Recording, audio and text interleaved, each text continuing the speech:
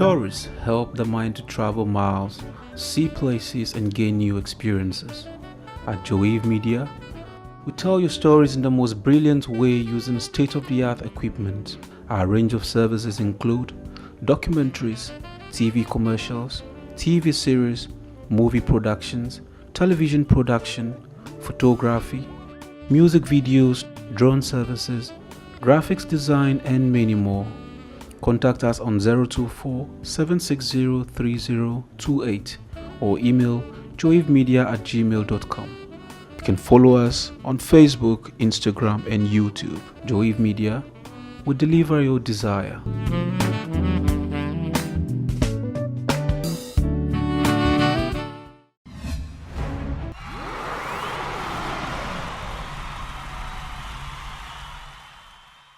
Hello viewers, it's another wonderful Sunday, and hey, looks like we are really feeling the impact of this global warming. Charlie, we are in October and we're still having, serious rainfall, so and you can see we are still facing difficulties in some parts of of Ghana, especially in Accra, where it rains and then the road takes rain takes part of the road and then we have to share the other part. It's terrible, but hey, I believe everybody is doing so well. It's another exciting episode that we are about to bring to you, and today we are looking at returning to school after COVID, what parents should or can expect. There's been all this hula balloon about, are we ready to take our children back to school and all of that, but hey, well, what do you know? We have our guest in the house. He is visiting us for the second time. That is Dr. Edwin Boakye-Yiadom, our clinical psychologist from Korle Bu Teaching Hospital. And hey, he's poised, he's ready to take us through our discussion. So don't go anywhere. Stay tuned. So this is the time you tell a friend, to call a sister, to tell a brother, to call mom, and tell dad that daddy, it's Father's Long time. I'm your host, William Esansefa, Kwa Prodigy. One, you see that thing? Aha. So we go for this quick commercial break. When we come back, we start our discussion.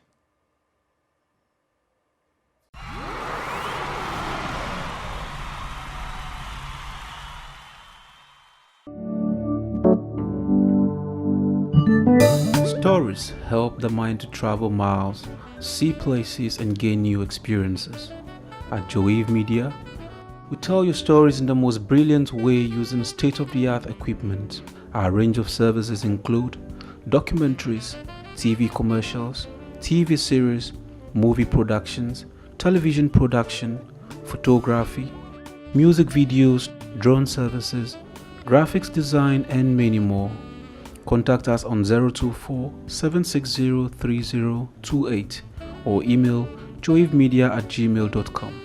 You can follow us on Facebook, Instagram, and YouTube. Joave Media will deliver your desire.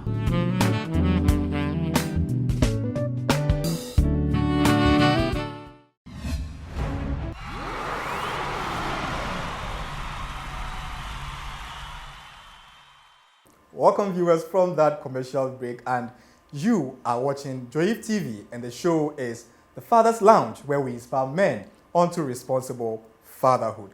Today we have with us in the studios our guest. He's actually been in the studios before. That is in the person of Dr. Edwin Boakye-Yiadom, our clinical psychologist from Korle Bu. It hasn't been long that the government recently reopened schools for students to get back to their studies. And this has been of great concern to parents. Should I say most parents, exactly. So we are discussing today returning to school after COVID and what parents can expect. Doc, you're welcome back into the studios of Thank you very much for having TV. me again. It's been a while. Yes, What's been happening? What's been happening with you? We're up and about. We're doing our duties at the hospital every now and then. COVID is still around, and so we're dealing with what we have to deal with. I was going to ask, is COVID gone? So globally, COVID is still around. Locally, It's not gone. It's still hiding. COVID is still around. So COVID is with us. There hasn't been any declaration that COVID is gone. Remember, it's a pandemic, and we expect the WHO to come out to say that COVID is no more before we are able to be sure. But now, as it is, COVID is still with us. So we are still, recording cases? Yes, we are. We are still recording cases? We are. We are, but you see, the issue is that we are not testing as we used to test in the past. Okay. And so for now, if you're having symptoms, you are required to go and check. In the past, not only, people come from outside the country and they are tested. Okay. There are a lot of other things that you need to be tested before you do. Communities. In the past, people were being tested because there have been some community alert that some people in the community have tested, and so the community may be at risk. For now, all of these are not being done, and so the fact that they are not being done doesn't mean they are gone. They are gone. The cases are limiting. I think we are doing well with managing COVID. Okay. But yes, it is still with us. It's still with us. Yes. So should this be a worry to parents? Looking at the fact that now students are now back in school, and I think a different group, a different batch will be resuming somewhere next year. But I think quite a number of them are now in school. Should parents be worried with these kind of events? I would say parents should be concerned and not worried. Okay. Now, when we talk about worry, it's like sewing a particular dress and fitting it in to a mannequin. Okay. Now, you anticipate, you project the worst, and you drop it on yourself, having all the consequential emotional responses, which is the worry. Because what are we going to worry about? It is okay to be concerned about the well-being of your child. In the past, without COVID, parents were concerned about the well-being of their children. Their health, their academics, the food they eat, how the teachers relate with them and all. All of these are a parent's concern. And I agree so that they must be concerned. When we talk about worry, for how long are we going to worry about what? Usually people who worry live in the future, which is of course, one, not certain, two, not necessarily so. So if you're worrying, it means you more or less transporting yourself into the future. Into the future that we are not even sure will happen. So in this instance, if a parent is worried that their children are going to get COVID in school, okay, then the worry becomes their children will go to school, and will get COVID and come back with COVID. Being concerned is the fact that if our children do not go through the appropriate care and regimen set for them, they can be infected. Now, when you are concerned, it gives you a certain approach. So in this case, you're able to take your children through certain form of education. And the necessity for them to obey certain protocols. If you're worried, it means that no matter what happens, no matter how much careful they are going to be, there are some things not right that is going to make them prone to COVID or, matter of fact, get COVID. And so that's the difference between concern and worry. And when you are concerned, you are also interested in what the government is putting in place, how the school structure is going to be set up. Is it convincing enough for us to say, oh, we can be assured that with the help of the children obeying certain protocols, things are going to be on the right path. Okay. So it means we shouldn't really worry, because worrying takes us into the future. Excellent. Something that has not happened, but then you are thinking about it, and that has the propensity to actually cause other illnesses to yourself. So, exactly. So generally, worrying and being concerned are two different things. And even if it is not COVID, worrying about something. So I give an example. You need to pay your children's fee. You don't have the money. The time is approaching. You are worried means you stay up throughout the night. And I will say thinking, but actually worrying. Worrying that you don't have the money. The money. Someone will stay up the night and think. By thinking, they will put plans in place. Please. I really don't have the money, but He's looking for maybe strategies to make that money. Strategies. So using strategies is being concerned and planning. Planning, okay. Now worrying is what we say thinking. Actually, it's overthinking. But we are not really giving it any thought. Any thought or looking and so for they solutions. They say thinking is hard. That's why only a few people do think. You see, so a lot of people worry. And in Chi, it's the same semantic. And so we abuse it. So people will worry and pretend as if they are thinking. Okay. So yes, if you want to worry about, you see, I'm not saying we should just look unconcerned. It shouldn't be important to us. Okay. But worry is, so your child goes to school, boarding school for 3 months, and every blessed day we will say you see, but the purpose for which the child went there is to study. Of course, they will eat. They will go for prep. They will interact, social interaction. Definitely, they will do. So yes, they are wearing their mask. They will still communicate with their friends. If you are strategic, you'll be able to advise your children on what to do, how to do what, because it's a mutual affair. No matter the strategies put in place, if the children are not obeying when they can obey, and I say when they can because there are some things that children may not be able to do. When you take the cohorts, say preschoolers, you cannot control preschoolers in terms of social distance. Why? Because they will go and hug their friends. Even JHS, SHS, Charlie, it's been a while. They may shake. They've been home for so long a time that they've missed their friends, they've missed their teachers, and so the possibility to tempted to hug someone or shake someone. Very good. There is that possibility. Yes. Chances are that most may do that. But then and the blind side of teachers. Oh yes.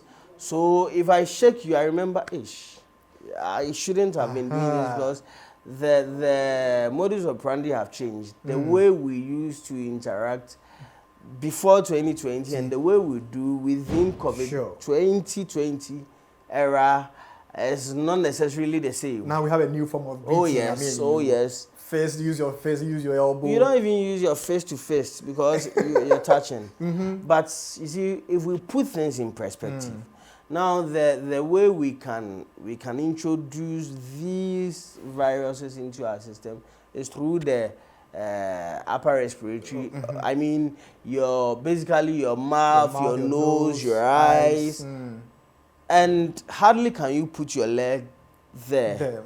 Even your knee there. Most of the times it is the hand, the fingers.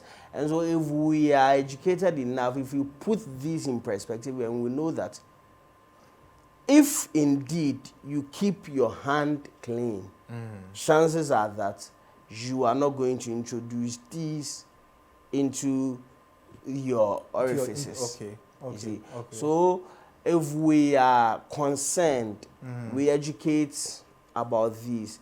Hand washing, sanitizer use, wearing of nose mask when you are in a crowded place or when you are in a public space, let me put it that way, where you are not alone. It is important that you put your face mask on. I mean, if I carry these germs and I am well protected, if I take it close, I'm rather protected than when I don't have it on. However, even though I'm wearing the mask, I still wash my hands before. And I've always said that these practices actually were existing in the past. The washing of hands is something that's almost like a prerogative of a school to practice it. You go to school. In the past, you go to school, these Veronica buckets, they were found in schools. But you wash your hand this time before around, you enter. They've been really enforced. Oh, yes. So that's the benefit. It's like personal hygiene reintroduced for the children to inculcate as a habit. All right. Because personal hygiene is a good habit. It is. So if we're keeping our personal hygiene, all these while, Okay. coronavirus can come, other viruses may come. If we are doing well with these protocols, we are more likely to not be infected. Okay. Now, I so much believe that all these concerns and in some cases worries come along with some kind of psychological issues. And I would like us to take a delve into that one right after this break. So, viewers, if you just tuned in, you are watching The Father's Lounge, where we inspire men onto responsible fatherhood. Today's episode, we are discussing returning to school after COVID and what parents can or should expect. Don't go anywhere. We'll be right back after this commercial break.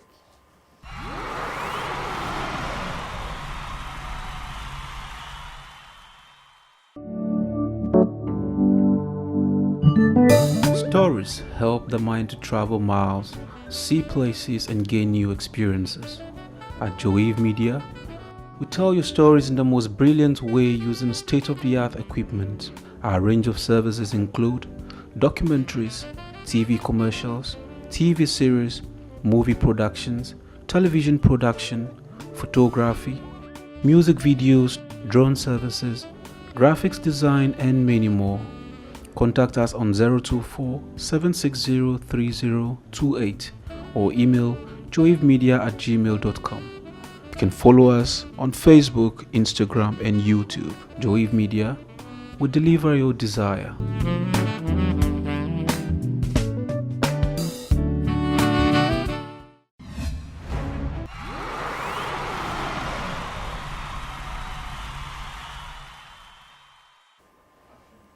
Welcome back, viewers, from that commercial break. And again, if you just tuned in, you are tuned in to Joave TV, and you are watching the Father's Lounge show, where we inspire men onto responsible fatherhood.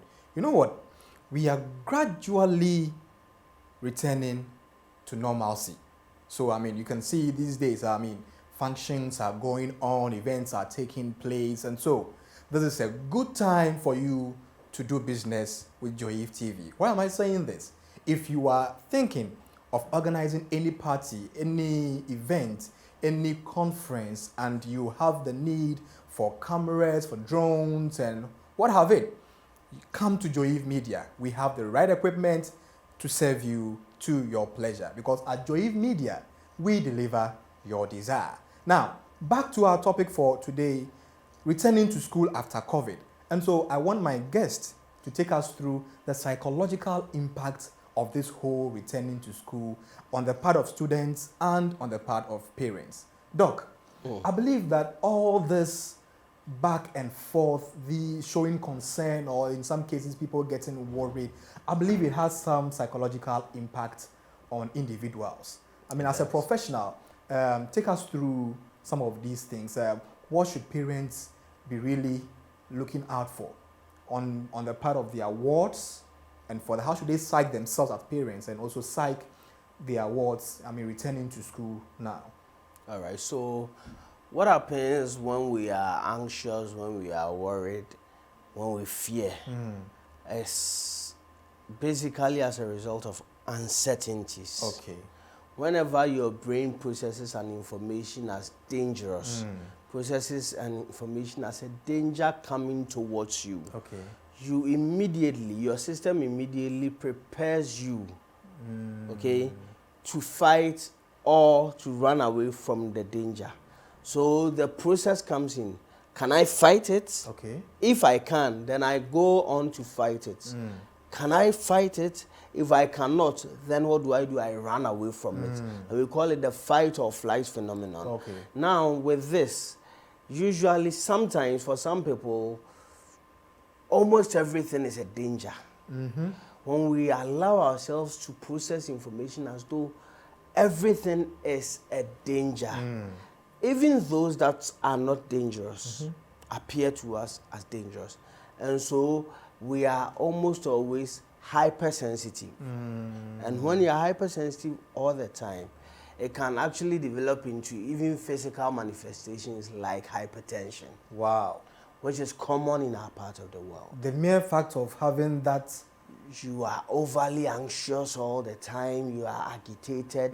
When you're anxious, you are agitated, your system is aroused. Oh, okay. So that is why you are sitting and resting, but you are not rested. You're not at ease. You're not at ease with yourself. Like something's about to happen. And so you realize that you are tired easily. And that's because your system is actually working. And you are saying this can trigger it can hypertension. trigger, actually it can trigger a lot of other complications. Okay. I mean emotional and physical. So, okay. When we say physical, that's what people relate with easily. So when we say hypertension, people know that, oh indeed, hey, this can, and of course it can cause it can trigger, cause, or sustain some cardiovascular diseases. Okay. So basically the way we process information, the way we perceive situations. So for example, these children are going to school. Is COVID the only thing? In the first place, it's not even the only medical problem around. The fact that there are other medical issues. You should be concerned and about. in fact, it takes away our humanness, if I can put it that way. It takes away the fact that we can be human towards each other. I mean, the fact that I may be having a suspected case doesn't mean that people should run away from me when I am falling down. I mean, we had some cases where I think there was a lady going to in labor. I think had this issue within the hospital environment, and nobody could attend to. And that is simply because of the related fear around it. And you know, like I said, it's because of the uncertainty nature of this whole COVID. It's novel, it's new. We haven't seen it before, not even in the medical setting. And yet, it is here with us. It is not only an epidemic in a certain community where the others are preparing themselves against it. It is pandemic, it is global. It's everywhere with us, and it is going at a rate that no one has control over. But we have been able to manage it. You see, let's look at it this way. When you look at the doom, you don't see the other side of the coin. The other side of the coin. The other side of the coin is, if you haven't gotten this, and you have been very following the protocols diligently, chances are that following these protocols helped you not to get it. If you got it and you treated it, or maybe you had some symptoms. I mean, the common symptom we always talk about is the coughing, sneezing. All of these symptoms were with us before the COVID-19 emerged. And so chances are that I'm going to be coughing when I have any chest issue that warrants coughing. Doesn't mean it's COVID.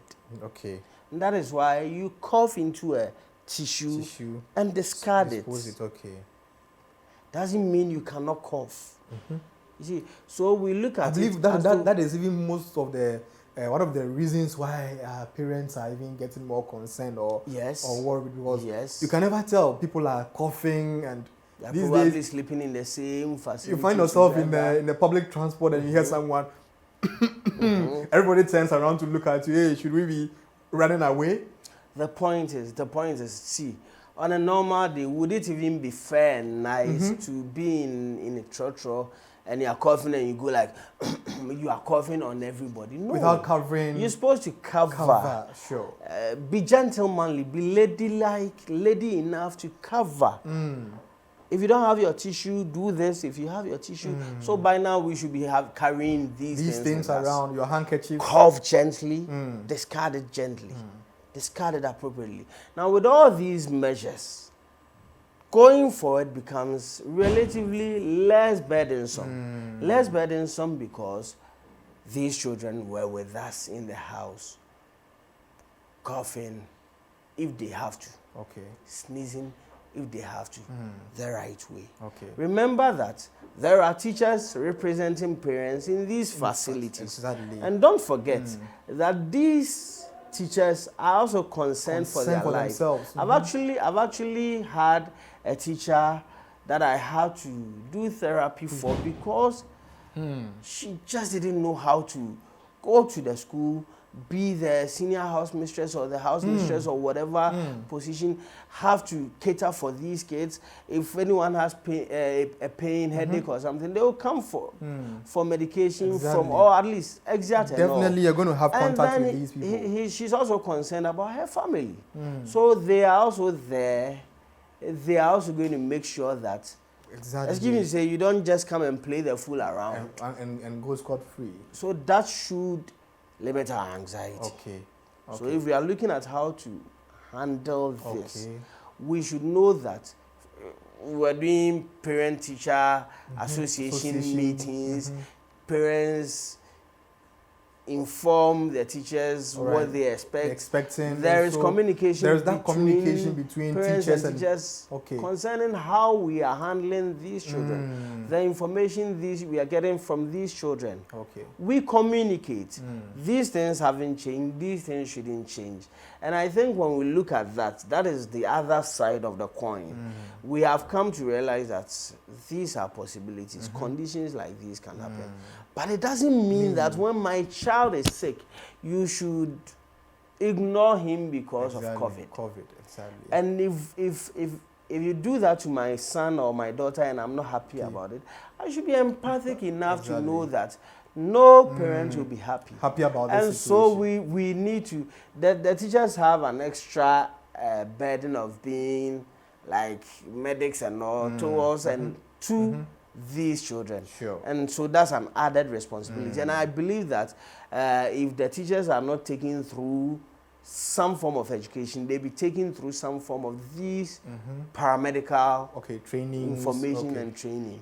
It's going to go a long way to help. Okay, all right. So now, on the part of parents, what signs? Now it's obvious that children are now going to be put in that space. They're going to be interacting. So there is a possibility that they are going to pick up symptoms. They're going to pick up some of these things. Where we lose our guard or where maximum security or maximum protection is not provided. So now, I believe we've been hearing on television, follow the protocols and all of that. So we want to take another opportunity to educate parents what really they should be looking out for. When a child coughs, should they quickly be worried that, hey, my child has COVID? So we would like you to take us through these symptoms that parents should be looking out for, but we'll do that after this commercial break. Viewers, we're going for another quick commercial break. We'll be back.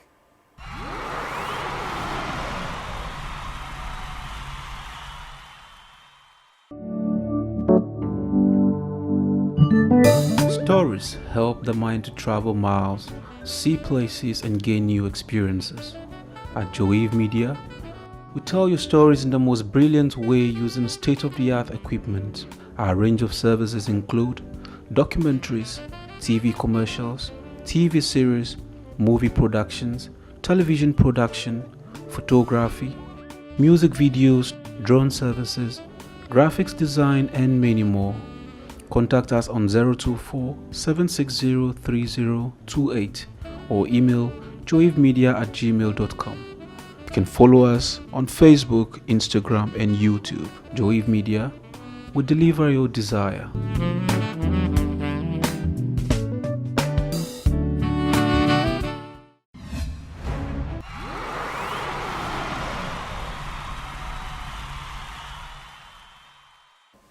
Welcome back, viewers, from that commercial break. And if you just tuned in, you are tuned into Joave TV, and you are watching the Father's Lounge show, where we inspire men onto responsible fatherhood. I told you before that we are gradually moving into normal times.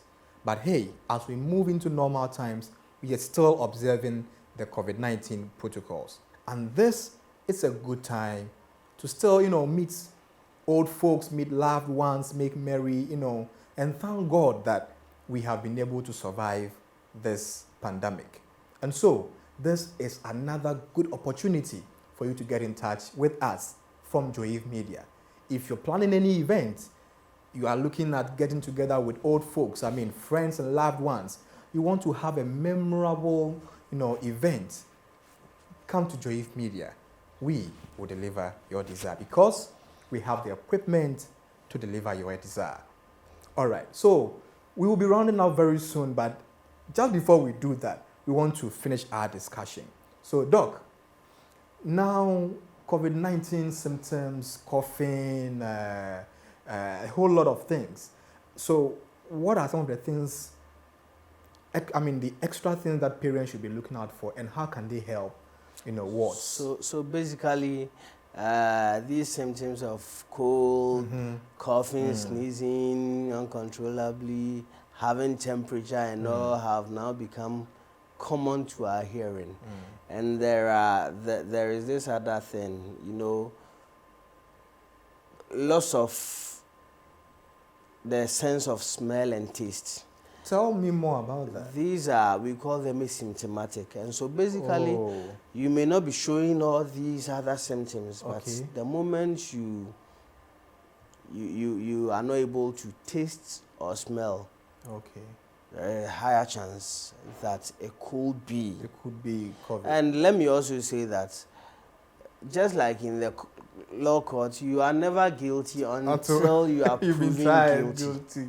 Okay. So you do not have COVID until you have been tested and confirmed that you have COVID. And so the first thing I will say will be to get tested.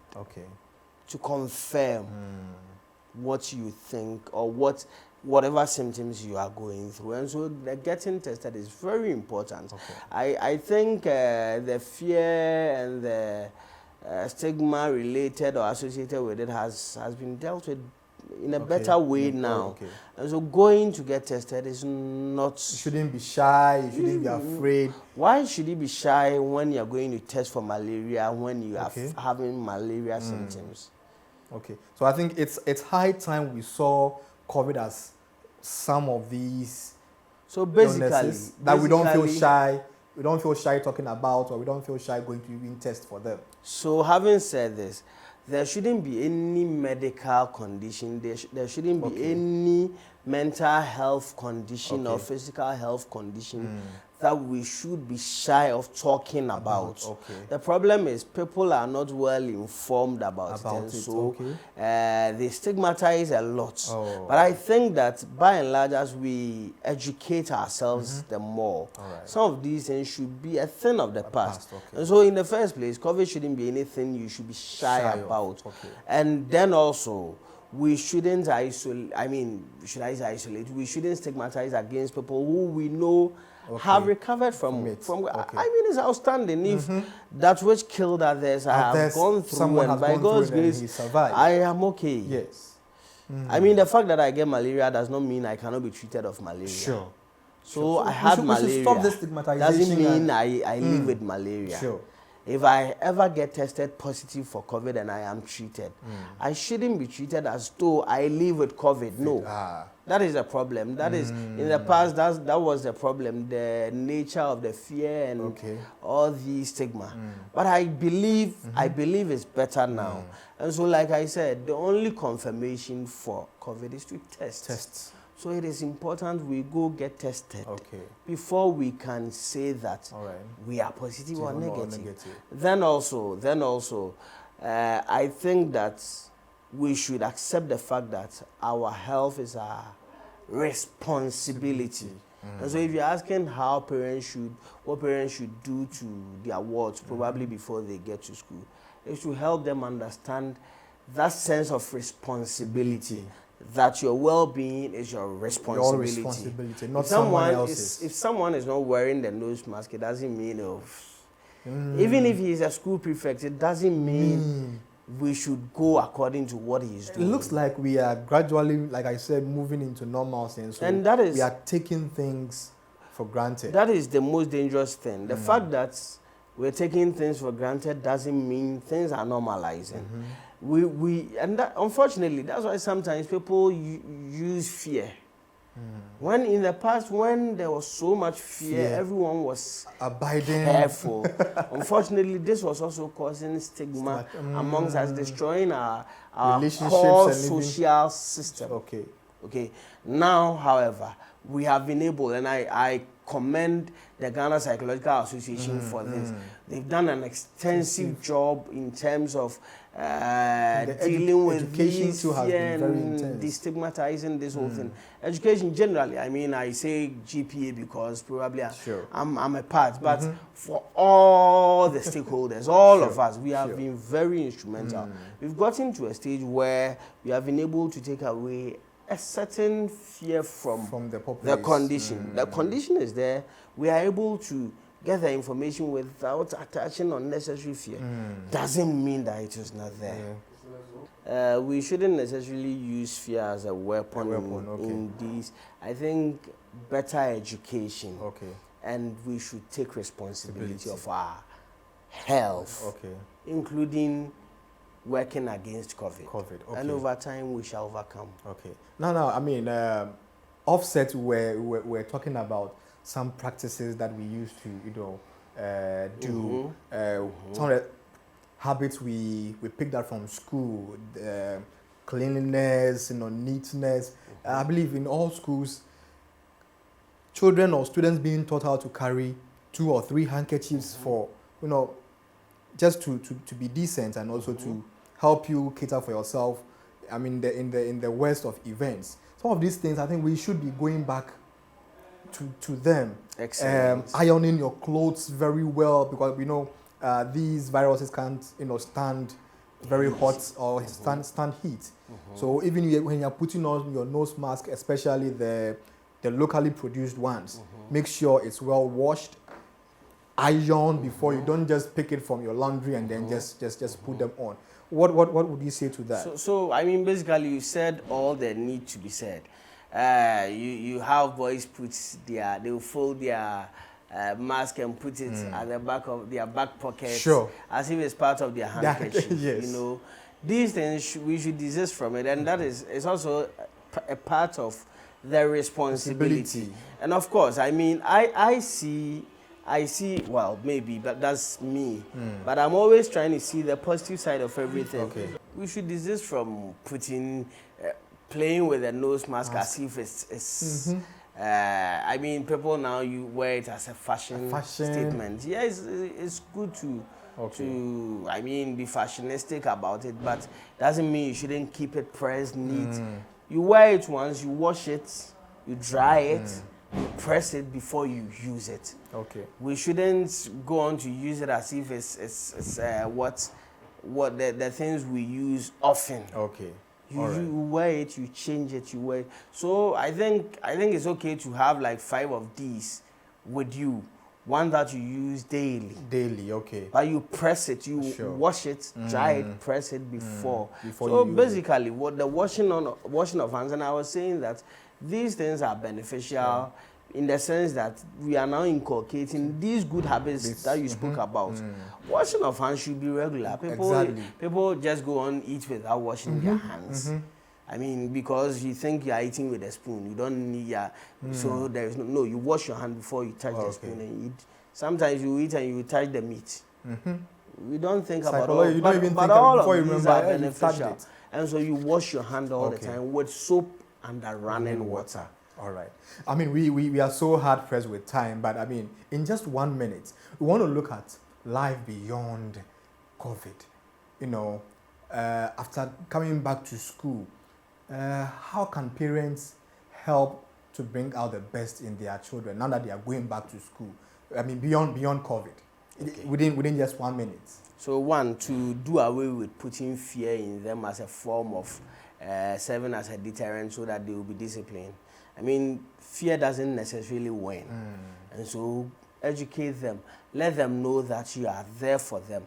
Let them know that these are possibilities, and so they should desist from that. Go on to do their academic work. Help them with their homework. Basically, this is an add-on medical situation or issue to their academic duties. And so as a parent, you are an extended teacher when they come home, just like the teacher is an extended parent when they go to school. And so it is for you to help them study, guide them, regularly check their activities, be interested in their conversations with you, because children learn by interacting. They learn by interacting, not only opening books. And learning, I've always said, learning is a relatively permanent change in behavior due to experience. And so the fact that your child is not first, second, or third, and is in between the middle there, doesn't mean that they are not doing well. There's probably a talent that is not taught in the school. You can help them develop it by getting interested in their activities. And because we are in the COVID era, of course, you need to let the conversation usually revolve around proper, responsible self-healthcare. Let your conversations revolve around self-healthcare and also help them to be responsible for themselves. Hey, it's been a wonderful time, viewers. And again, this is the best opportunity parents can get to really impact into the lives of their wards. Wow. Wonderful discussions we've had, and I hope you have learned a lot from today's episode. But hey, sadly enough, this is the last episode of our series of episodes that we've had for this season. And so in a while, the Father's Lounge will be going on some form of break, and we are going to bounce back with exciting new content for you still on the station, Joyve TV, from Joyve Media, where we deliver your desire. And so until we come your way again in our season 2, looking fresh, looking good, with a lot of excitement, it's been me, your host, William Eswansepa. Kwa Brodeshi, one, you know that thing, eh? And so, hey, stay safe, keep safe, and be responsible. It's bye for now.